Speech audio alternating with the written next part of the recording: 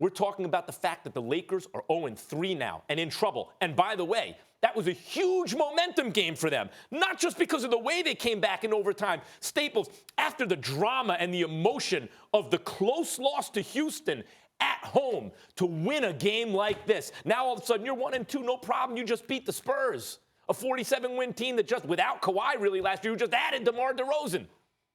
Great spacing as always from Popovich. You got that win. Oh, my God. The Staples of the Lakers fans would be going crazy right now. And instead, you lose a game up 6 in overtime with under a minute left because LeBron takes an ill-advised, low-percentage shot. I don't care. Always hit it in the past. Low-percentage shot under those circumstances. It's not about the free throws. It's about the decision-making at the end of that game. He choked. He did not choke.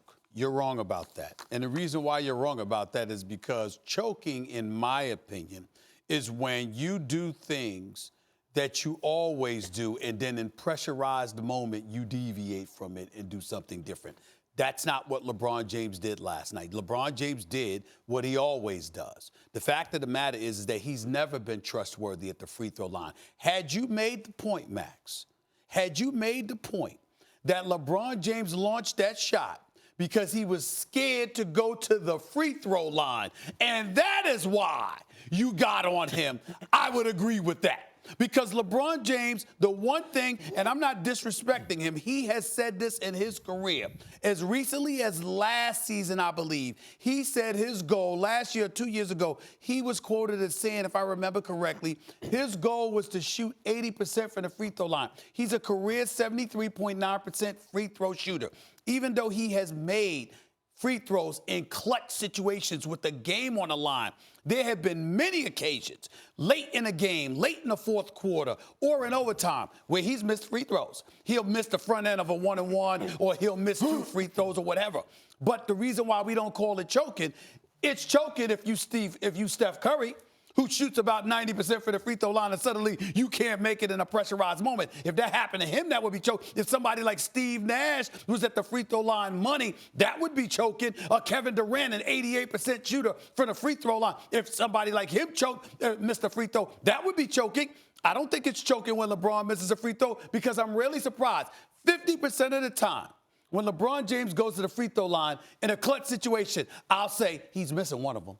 Because he isn't the strongest free throw shooter in the world. He's respectable, but he's not the strongest. And also the reason why you don't get to make that call, Max, in terms of the choking argument, is because getting on LeBron James for launching jump shots. Did you get on them when he launched the 3 to beat Indiana and Victor Oladipo? Did you get on them when he hit the game-winning shot, driving along the left, not the baseline, along the left wing at the last 7 and then launching it with his right hand and banking off a shot to beat Toronto? Or even to put him in overtime last night. He did a deep 3. I'm saying to you is you praised those things. Those were shots. We ain't talking about whether they're made or missed. We're talking about shot selection. So when I saw LeBron do that, that's what he customarily does. Here's the problem. And to me, that's not choking when you live up to your signature. When you do what you do, it's just a matter of whether it worked or isn't. But the word choke, I don't think is applicable here for him. That's a point well taken. Do you deviate from the norm? In that sense, no. LeBron does that sort of thing. Including, by the way, there was a little time left. He took it with, as I recall, 3 or 4 seconds left in the game, the deep, deep 3. I thought, well, he could have gotten 2.4 seconds. 2.4 seconds. I thought he could have taken a higher percentage, even 3 there, but he was wide open, clear look. I mentioned it a couple weeks ago. You got on me. Nobody's better at that deep 3 than LeBron statistically over the last season or so. He's gotten very, very good at shooting that shot.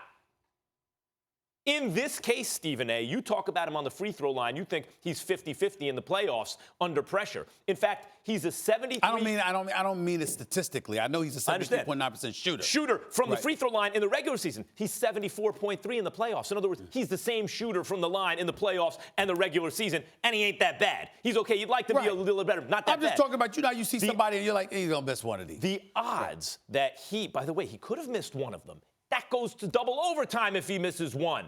He has to miss both for them to not to go to double overtime. The odds that almost a 75% free throw shooter and a clutch player like LeBron, that's the reason I can say he chose. He's generally clutch, not last night, is going to miss all 4 of his free throws at the end of the game is minuscule. And by the way, even if you miss all 4, you still have a chance at an offensive rebound. It was a bad decision at the end of that game. But like That's I said to you, you just finished talking about the free throw, but what you got on him about was his shot selection. Yes. In overtime. I'm telling you, the better argument would have been to support choking is if you had said he launched the jump shot because he was scared to go to the free throw line.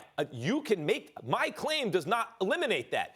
If in his decision-making process, if he didn't want to go to the free throw line because he was scared or he thought he's better off from back there, that's covered by saying bad decision. But you don't understand. What I'm saying to you is I'm asking you, are you saying he was scared to go to the free throw line? That's what I'm asking you. Because if you're saying that, then I would say, okay, I can understand why you say he's choking. But if you're not willing to say that, then there's nothing about choking that happened. I think he's more comfortable taking that shot over a defender, a long step back 2 with some seconds left in the game. He's more comfortable doing that than taking it to the line. But let me say quickly, it's not just the free throw line. Here's the most not talked about part of LeBron's game that, for example, you get a guy like Ben Simmons, who they call him like LeBron Light, right? Simmons can take you off the dribble with his handles a little better than a guy like LeBron. But LeBron can't shoot a jumper and can't shoot free throws. Of course not. But the point is, LeBron, in those situations, I don't think he always feels comfortable with his handles taking a guy off the dribble and taking it to the basket. Not true. Not true at all. I will tell you this. I'll say it for you because obviously you're a bit reticent to say it. I can't say that definitively now because he's a champion and an MVP and he's accomplished too much. I can tell you for a fact, myself and many, many others who have covered the NBA, for those first few years of LeBron James' career, I would tell you damn near the first 10 years of his career, LeBron was petrified to go into the free throw line when he counted.